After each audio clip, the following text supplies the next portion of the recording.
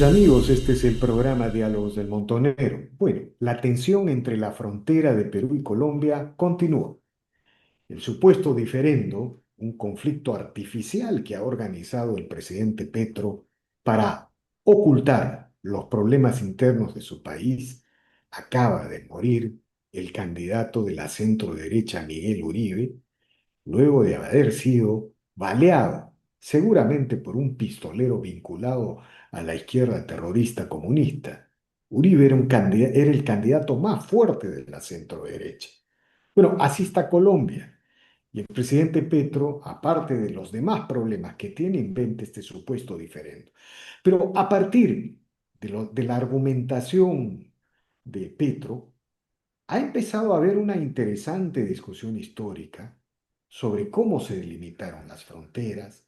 Recordamos que Leticia alguna vez le perteneció al Perú, pero a partir de eso también hay algunas regularidades que nos interesa señalar. Por esas cosas extrañas de la vida y esas adversidades, el Perú parece llegar a sus conflictos fronterizos sin haberse preparado lo suficiente.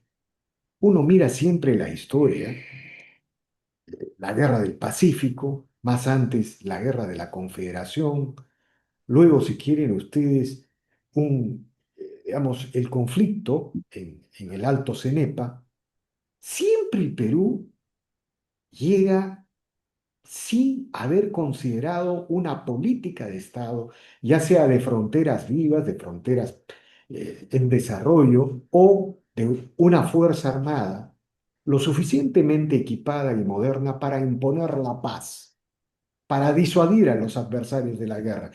Y esto es importante señalarlo porque desde la independencia hay algunos cálculos aproximados que nos señalan que el Perú ha perdido aproximadamente el 30% de su territorio. Bueno, puede ser más, puede ser menos, no lo sé.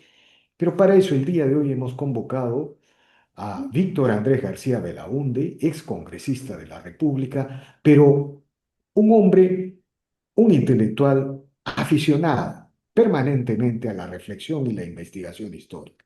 Y él ha tenido la gentileza de aceptar este diálogo. Buenas tardes, señor García Belaúnde, gracias por la conversación. Muchas gracias, Víctor Andrés. Un placer estar acá contigo y con tu gente. Gracias, señor García Belaúnde. Bueno, recapitulando la argumentación de Petro y la posición histórica del Perú en el caso de Colombia, usted ha recordado mucho, ¿cómo se llama? Canje, permuta de Leticia para alcanzar una delimitación fronteriza. Expliquen. A ver, bueno, tiene muchos nombres. El que yo le pondría sería regalo. Regalo. Así. Porque eh, tú has hablado de que fue peruana Leticia. No, no solamente fue peruana, fue fundada por peruanos. Y se le puso el nombre de una esposa de un fundador de Leticia, que se llamaba Leticia y que había nacido en Iquitos. O sea, es un nombre peruano. No es pues la Leticia que todos conocemos viene hoy día de la reina de España, no es así.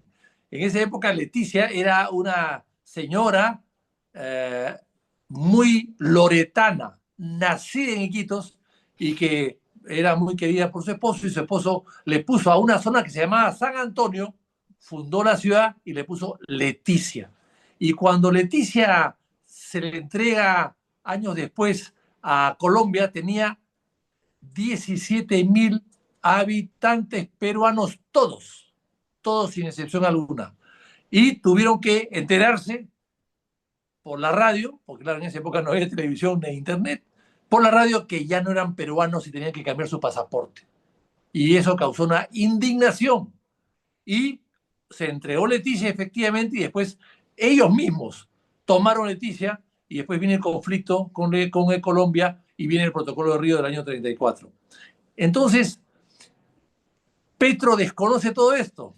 Es tan ignorante y quizás alucinado, quizás fuera de sí, en reclamar algo que no le corresponde. Es cierto que Leticia está perdiendo Amazonas, el Amazonas se está alejando, se está arenando. También pasa lo mismo en Iquitos. En Iquitos el Amazonas se ha alejado 2 kilómetros de Iquitos, del malecón de Iquitos. Entonces, bueno, el río Amazonas es así de caprichoso, es el más caudaloso del mundo. Y según el francés Marcel Couturier, o Couture, el Amazonas nace en Arequipa. Si es así, sería el más caudaloso y largo del mundo. Entonces, lo que ha pasado acá es lo siguiente. Eh, Toda América del Sur, excepto los territorios de Portugal, fueron peruanos. Fue el virreinato del Perú durante 250 años. Luego, 50 años antes de la independencia, se crearon dos virreinatos que cercenaron el Perú. Arriba Nueva Granada y abajo Río de la Plata. Y luego, cuando viene la guerra de independencia, las audiencias se vuelven repúblicas. Y claro, como todo era España, en su momento, antes de la independencia, evidentemente los límites no eran muy exactos que digamos, y la propia tecnología de la época no lo permitía. Entonces, han habido algunos reclamos y ajustes durante todo el siglo XIX. Y efectivamente, el Perú siempre ocupó lo que se llamaba Maynas. Hay una carta muy agradable, muy simpática, de Bolívar al general Santander, que fue presidente de Colombia, que era su vicepresidente además, desde el Perú. Le dice, bueno, Jaén ocupa el Perú, en fin, hay algunas dudas, pero le da seguridad total de que Maynas es peruana por los documentos que tiene, que algunos modernos dice, y porque está ocupado por el Perú. Y Maynas era hasta Tabatinga, hasta ahí era Maynas. Entonces todo era peruano y ocupado por el Perú. Lo dice Bolívar, no lo digo yo. Entonces, bueno, luego vienen las tratativas para cerrar las fronteras y viene la guerra con Chile, que es traumática en fronteras definidas firmemente, pero que es traumática, y eso nos trauma para siempre. ¿Por qué? Porque llega Leguía después que había luchado en las batallas de Lima, defendiendo a Lima, de joven, y Leguía cuando llega al gobierno, primera vez el año 9, el año 8 hasta el 12, luego regresa al gobierno del año 19 con golpe de Estado hasta el año 30, es una especie de Fujimori de la época. Leguía dice, no puede haber un país sin fronteras cerradas. Y entonces él se preocupa en primero cerrar la frontera con Chile, recuperando Tacna y Arica, que lo hace al final solamente con Tacna. Luego se va o antes, se va a la frontera con Bolivia y respeta decisiones de Bolivia de haber cedido parte del acre peruano al Brasil. Bolivia nunca se portó bien con el Perú, nunca. A pesar que entramos a la guerra por ellos, sin embargo, después de la guerra, se le cede terreno y además Bolivia le cede terreno peruano al Brasil. Evidentemente, nosotros no podíamos meternos con Brasil. Y luego viene el tratado de límites entre Perú y Brasil y ahí se le entrega más del acre. ¿Por qué? Porque los bandeirantes brasileños habían avanzado y decían que eso era territorio de ellos. Y aquí muchas cosas que han definido las fronteras es el uti possidetis y la voluntad de los pueblos. En este caso, había ambas cosas que estaban juntas. Ubicaban perfectamente bien el territorio, lo ocupaban, no había peruanos, y a pesar de que las normas anteriores hablaban de que eso era el Perú, los planos anteriores, sin embargo, ellos lo Sí, ocupaban. señor García Belaunde, si yo le pidiera, digamos, para llevarnos una imagen, y después quiero preguntarle sobre Chile, para llevarnos aproximada ha perdido el Perú desde la independencia. No es exagerado decir un 30%, ¿no? No, es más, los planos de la época, los mapas de la época, quiero decir, hablaban de 2 millones de kilómetros cuadrados o algo más, 2.100.000. Y hoy día tenemos 1.300.000, un poco menos. O sea, no es 30%, yo creo que es más de 30%. Pero lo curioso es que el Perú ha perdido por 4 años de guerra con Chile menos de 70.000 kilómetros cuadrados. Con Bolivia se cedió, se compensó, se entregó 105.000 kilómetros cuadrados, mucho más, siendo Bolivia socio del Perú y sin disparar un solo tiro. Y con Brasil, el Perú entregó 450.000 kilómetros cuadrados. Y el que firmó el tratado es un señor que lleva el nombre de la capital de Acre. La capital de Acre se llama Río Branco. Yo estoy en Río Branco, he buscado el río, no hay río. Es el varón de Río Branco el que lleva el nombre de la capital. No es que haya río, no. Le han puesto a la capital el nombre de quien le arrancó al Perú, porque así lo dijo Río Branco cuando llegó a Río Janeiro, le arrancó al Perú 450.000 kilómetros cuadrados, todo el Acre. Más parte del Acre que ya le había entregado Bolivia. O sea, Brasil ganó muchísimo, por supuesto. Eso fue el año 9. Ahora, digamos, y es esta especie de trauma que produce, esta especie de destrucción de la moral nacional que produce la Guerra del Pacífico, lo que según usted nos lleva a hacer una negociación errática en la frontera con Colombia. Exacto, esa es mi posición. Yo creo que el trauma de la guerra con Chile, la guerra misma en sí, y el trauma o la desesperación por recuperar Tacna y Arica, que pasaban 10 años y no había plebiscito, y el Perú se preparaba para eso, se preparó 30, 40, 50 años hasta que finalmente le guía tranza y dice ya, devuélveme Tacna y te quedas con Arica. Todo eso fue también parte del trauma que nos predispuso a buscar cerrar fronteras sin entrar en conflictos con los países vecinos. Esa es la verdad. Y en el caso de Colombia, y llegamos a Colombia, en el colegio hemos cedido 112.000 kilómetros cuadrados entre los ríos Caquetá y Putumayo y 7.200 kilómetros cuadrados para el capricho de Colombia de mojarse los pies en el río Amazonas. Esa es la verdad. Porque usted ve el plano Pero y se da siempre se habla de un intercambio con otra zona. no, nos dieron menos de 7.000 en lo que es su y que a Colombia no le servía mucho y que no tenía continuidad geográfica con el Perú. Sí, pero eso nada tiene que ver con los 130.000 casi kilómetros cuadrados que le habíamos dado. Nada que ver. Y es, Es como si todos se vengaran. Es como si las nacientes repúblicas, bueno, ya no tan nacientes porque había pasado aproximadamente casi un siglo, es como si todos los países se vengaran del centro, de la capital del virreinato, desde donde se sofocaba todas las sublevaciones independentistas en América del Sur. eso es verdad. El Perú, el liberato del Perú fue el centro de América Latina, el centro español de América Latina, excepto Brasil. Evidentemente todo era el Perú. Y del Perú empezaron a cortarlo como jamón. Primero arriba, en un virreinato, después abajo, 50 años antes de la independencia, el Perú se dividió en tres. México no lo tocaron, México quedó solo en América del Norte. Quizás por eso es que era tan grande y Estados Unidos se apropió de 30 o 40% de su territorio. Es probable que sea así. Pero en el Perú no hubo necesidad que Estados Unidos venga y se apropie porque nosotros nos dividimos el territorio y las 7 audiencias de América, 8 audiencias de América se convirtieron en repúblicas y luego las repúblicas a definir sus planos. Y claro, el virreinato de Nueva Granada sabía que no era dueña de Maynas, pero quería llegar al Amazonas también, todos querían llegar al Amazonas. Y entonces vienen ahí los problemas. El año 16, Ecuador y Bogotá y Colombia firmaron un acuerdo en la Amazonía que fue la que llamó la atención y trajo los reflectores al Perú, y por eso es que el año 22, 6 años después, Leguía, hablando con su gran amigo Lozano, Fabio Lozano, ministro de Colombia, amigo de él en Londres, habían sido amigos en Londres, le entrega un borrador y ese borrador se convierte en el tratado. Un borrador hecho por Colombia, el ministro de Colombia, y solamente Salomón, el canciller peruano, lo llamaron a Palacio a medianoche para que firme el tratado.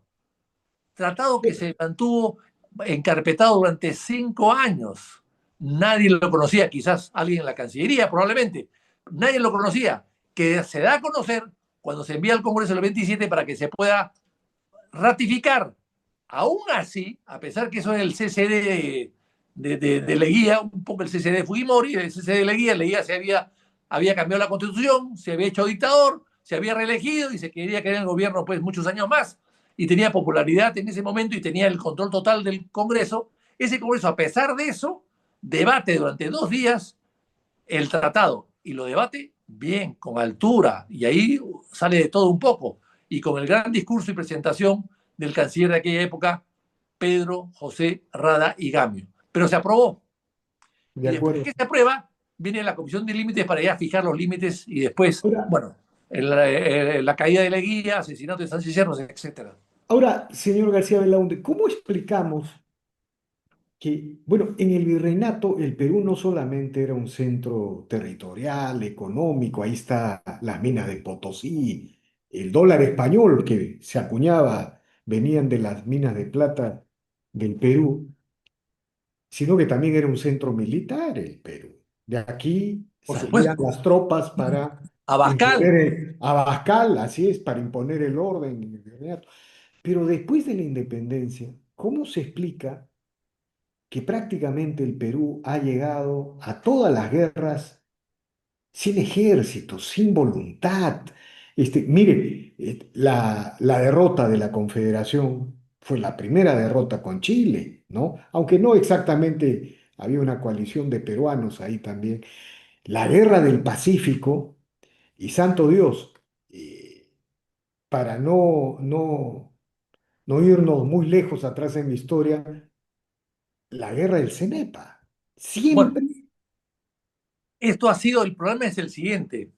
El Perú no participó como ejército peruano 100% en la guerra de independencia, y eso lo vemos en Junín y Ayacucho, y en Claro. San Martín y Bolívar. O sea, hubo una imposición.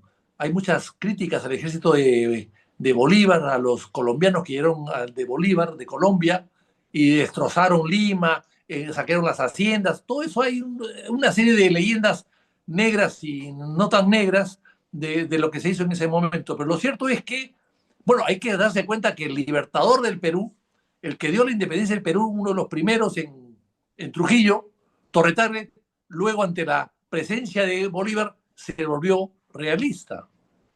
Entonces, eso es, lamentablemente, eso es. Entonces, las guerras civiles que llegaron hasta casi la guerra con Chile, un poco antes quizás, destruyeron al ejército, destruyeron al país, a la economía. El Perú tenía una economía en la guerra antes de la independencia igual a la de cualquier país europeo.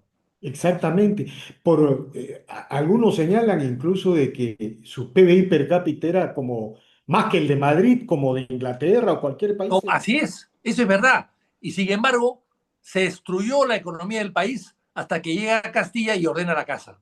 Pero en esos 20 o 30 años se destruye la economía del Perú. No pasó lo mismo en Chile, porque tuvo un Diego Portales, tuvo una mayor estabilidad. Chile tuvo 3 o 4 gobernantes, el Perú tuvo 30 en ese mismo periodo. Entonces, eso destruyó al país. Castilla lo ordena un poco. En la guerra con España en el 66, el Perú tenía marina, escuadra, Chile no tenía nada. La escuadra del Perú, del Huáscar, el Independencia, la fragata Unión y la otra América, 4 buques estaban cuidando la frontera de Chile, cuidando Valparaíso. No llegaron al Callao a cuidar el Callao de la escuadra española, porque Chile no tenía armada. Recién después se armó. Entonces, todo eso demuestra pues que hubo unos gobiernos encontrados, no hubo una tradición democrática, por supuesto que no, y eso contribuyó pues a lo que pasó después, ¿no? Y, digamos, una explicación simplista nos dice, el Perú pierde la guerra del Pacífico porque no compra una nueva flota de buques. Estamos en estas, digamos, y luego, cuando el tema de los Mirage, de la UNDE, la venta de los Mirage. El Perú nunca ha tenido una estrategia, pero digamos, en muy pocos momentos ha tenido una estrategia de modernización, de equipamiento, de unas Fuerzas Armadas que impusieran disuasión, que generaran paz. Un Bueno, comentario. Con Belaúnde sí, Belaúnde en su primer gobierno salió de la hegemonía norteamericana y compró los Mirage, y que fue todo un problema con los Estados Unidos, comprar aviones franceses. Y los militares compraron aviones rusos, soviéticos, y Belaúnde regresó al poder y compró Mirage, que García la mitad los devolvió. Entonces yo creo que se ha habido, y tan es así, de que el año 82 el Perú estaba bien armado, y ayudó a la Argentina con armamento y con aviones. A propósito de esto, hay que hacer un paréntesis. El otro día, hace algunos meses atrás, estuve en Bogotá y compré un libro de Don Aído, un autor colombiano, sobre la guerra con el Perú. Para ellos es una guerra, nosotros es un conflicto a raíz de Leticia, de la ocupación y devolución de Leticia, la toma, ocupación y devolución de Leticia. Y allí dicen ellos, por ejemplo, interesante, dicen ellos, sacan documentos americanos de la época, del año de los años 30, donde se demuestra que el Perú estaba mucho mejor armado que Colombia. Tenía hasta aviación. Y Colombia no tenía aviación, tuvo que contratar aviones alemanes y pilotos alemanes. Sin embargo, en el Perú, la gente creía que estamos muy mal y que íbamos a perder la guerra con Colombia. Quizás por eso es que Benavides no quiso abrir la herida, sino quiso cerrarla y aceptarlo todo lo que ya se había hecho antes con la guía, ¿no? Finalmente era un tema de moral nacional, ¿no? También, por ¿No? supuesto. Finalmente Bueno, era pero un es que tema. fueron a la Sociedad de Naciones y la Sociedad de Naciones le dijo, no, no, no, no, no, si ya está, hay un tratado del 22, hay una ratificación del Congreso del 27 y 28, hay tratado de navegación y de límites, y hay luego este otro tratado del año 31, oye, ahí no hay nada que hacer. Pero, y finalmente, señor García Belaúnde, lo cierto es que, bueno, eh, más allá de cualquier apreciación unilateral, ha habido momentos y difíciles, como la Guerra del Pacífico, ¿no? No se compraron buques, se pudo haber comprado buques, no sé, ¿no? Usted es el experto No, ahí. yo he escrito eso, así que si me Claro. dejan hablar, me quedo hasta mañana. Sí, sí. No, entonces, Mejor pero no lo digo cierto, nada. claro, lo cierto es que el Perú tiene que mirar de otra manera este momento, ¿no? Es decir, no es que la guerra y la paz no son siguen siendo el lenguaje de los estados, ¿no? Es como reflexión final, ¿no? Es cierto que la diplomacia, las mercancías, los tratados, los encuentros de los estados y las sociedades han construido un nuevo lenguaje.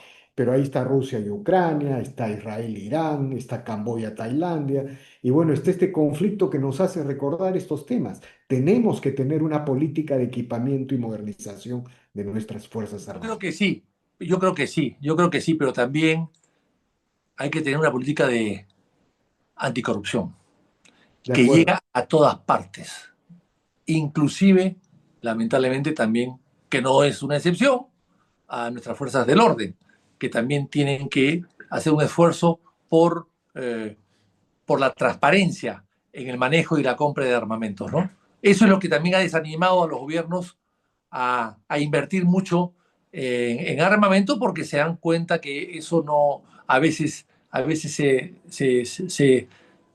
se pierde en el camino. Yo le pongo el caso de la carretera Napo-Putumayo. La carretera Napo-Putumayo, Belaúnde quiso hacerla porque es frontera con Colombia y se evita una vuelta tremenda, son 80 kilómetros y se evita una vuelta tremenda en navegando en Pequepeque, que es muchas horas, y con una carretera de 80 kilómetros te conectas pues en menos de una hora, ¿no?